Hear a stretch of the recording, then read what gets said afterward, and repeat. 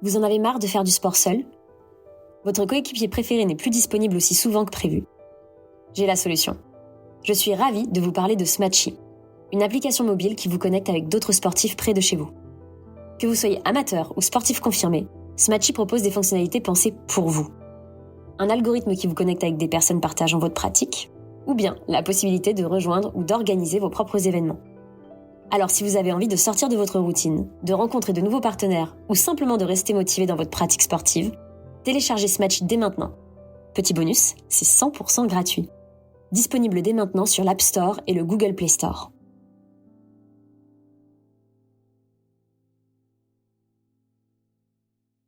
Bonjour. Aujourd'hui, on explore un résumé détaillé de Pourquoi personne ne m'en a parlé avant, de Julie Smith.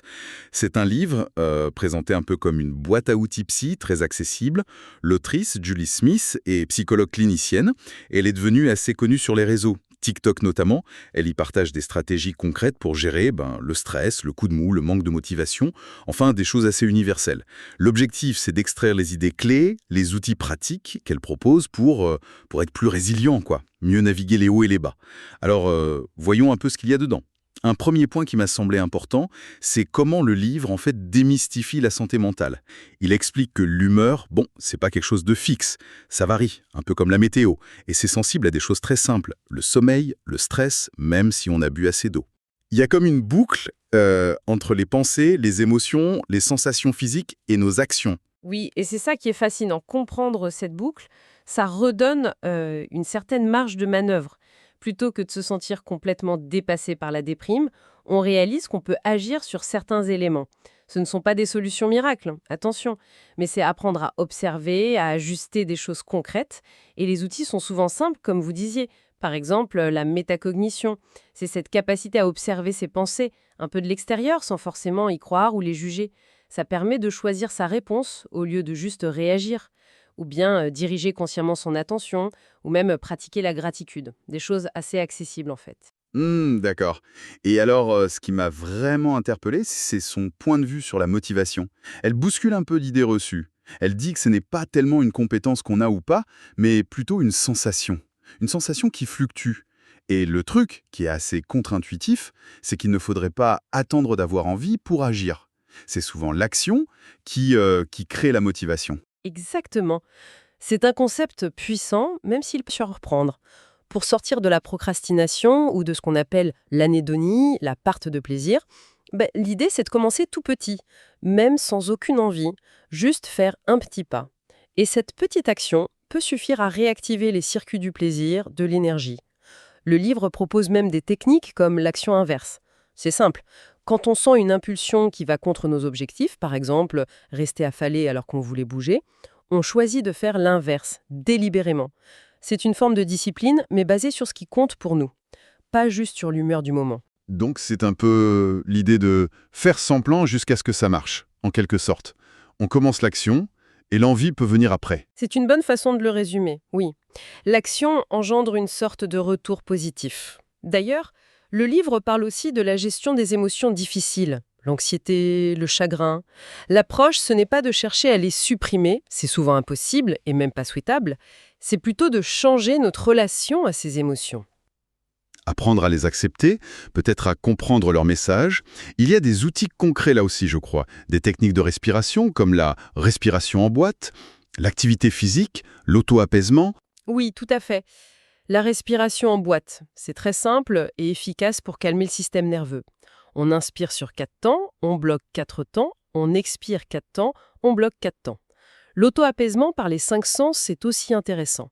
C'est s'ancrer dans le présent via une sensation sensorielle, la texture d'un vêtement, une odeur qu'on aime, le goût d'une boisson chaude. L'idée générale, c'est d'apprendre à surfer la vague émotionnelle, pas lutter contre, la reconnaître, la nommer. Et surtout comprendre qu'une pensée anxieuse, c'est juste une pensée, une hypothèse, pas forcément la réalité. L'autocompassion revient beaucoup aussi. Se parler avec bienveillance, comme on le ferait pour un ami en difficulté.